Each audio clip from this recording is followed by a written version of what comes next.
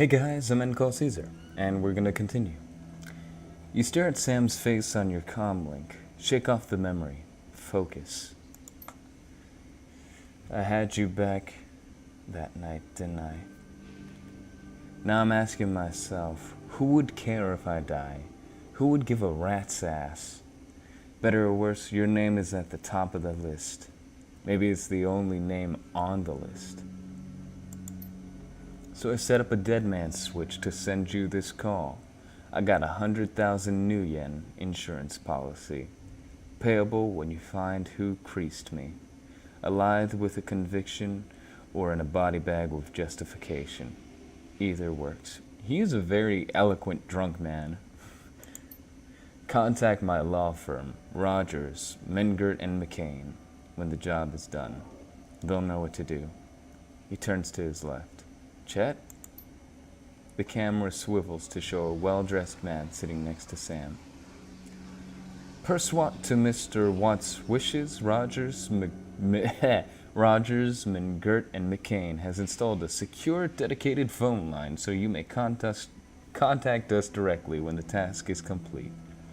We will then begin a verification process. Note that you must also be on a secure landline to access this number. We will not accept transmissions from comlinks or other devices. The camera swivels back to Sam. Sam straightens up, talks seriously, first time. Look, Caesar, I've led a Drek life and I've probably left a Drek corpse.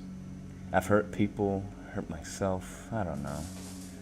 Maybe I just want the last word. Maybe I just want someone to give a crap that I sucked air for a while. What do you say?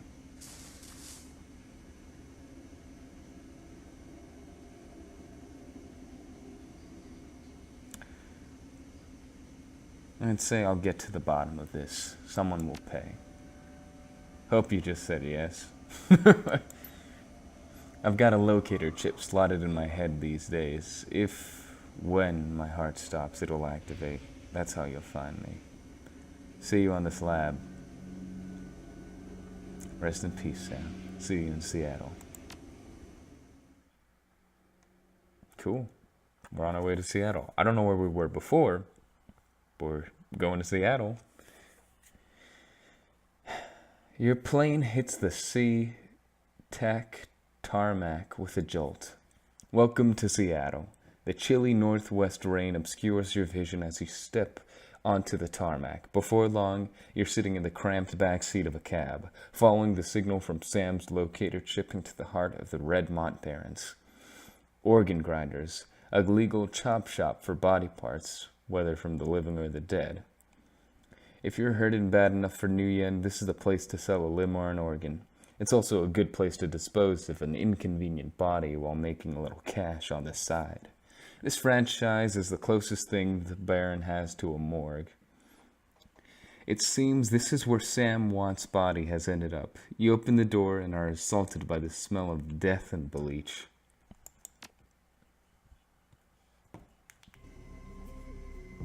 Alrighty. What is going on? I'm in the back! Employees only beyond this point. Oh, well, whatever. YOLO. The smell of death and decomposition washes over you, only slightly masked by the minty fake fresh of industrial-grade antiseptic. And this guy's called Dresden.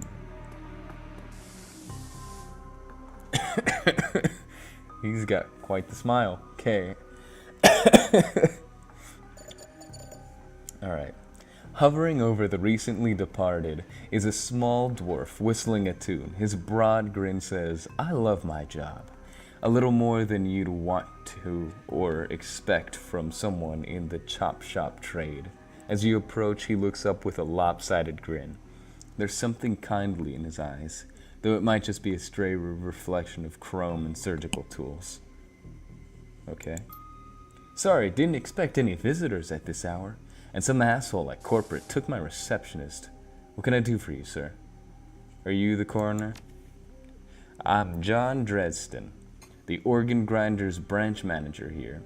So yeah, that makes me this franchise area's coroner too. And you are? Caesar, I'm here about Sam Watts. His grin fades. What makes you think I know anything about that? Sam had a locator chip embedded in his skull, and I followed it here. I see. Well, you're right, he's here. Not too many people know about the murder yet, though. The press haven't caught wind of it yet, what with it being all the way out here in the Barrens. So who told you he was dead? Ooh. I'm not gonna talk about the money. Sam's digital ghost. When his heart stopped, I got sent a re-recorded message. Whoa. I got sent a recorded message asking me to bring his killer to justice. Guess he had a hunch. The dwarf raises an eyebrow, a smile wiping the suspicion from his face. A dead man switch, eh? Fascinating. I was working on him earlier. Wow, that was like not even a word. I was working on him earlier. He's over here.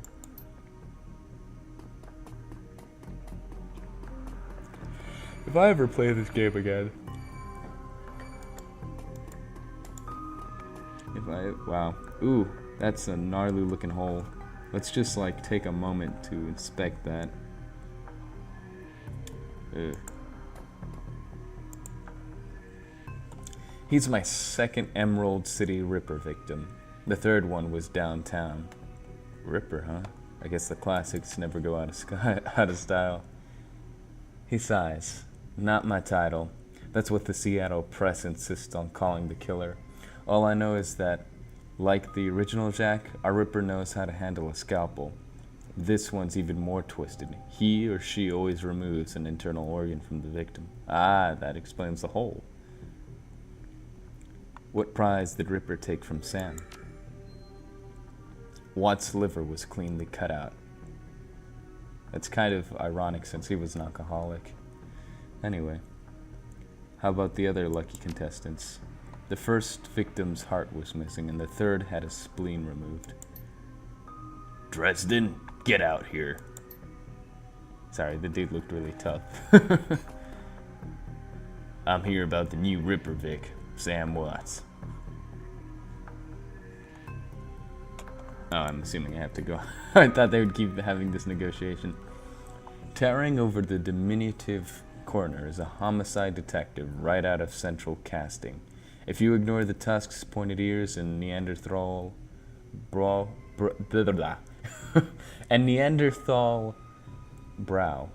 you can smell his cheap aftershave from a mile away. So this new Ripper Vic, Watts, name's familiar. Didn't his mother kill herself a while back? The coroner frowns. So you insisted at the time. He chortles. Come on, she offed herself. I had it on very good authority. Now let's go.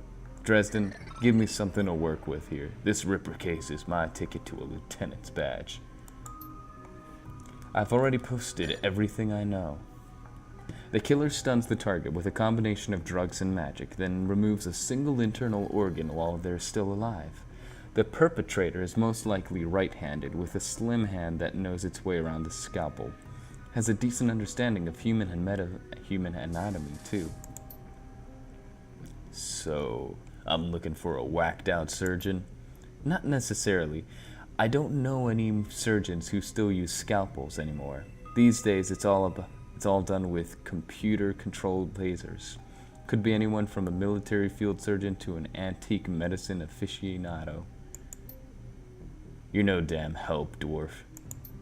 The Lone Star detective finally notices you. You note his superhuman powers of observation. Who the hell are you?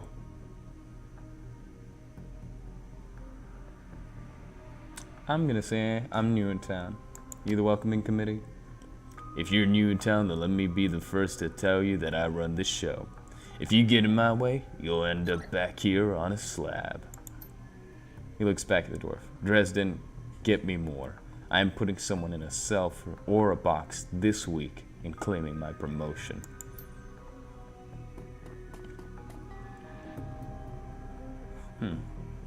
Interesting. Well, that was a fascinating man. At any rate, I think now is a solid point to end this video. So, thank you all for watching, and so long.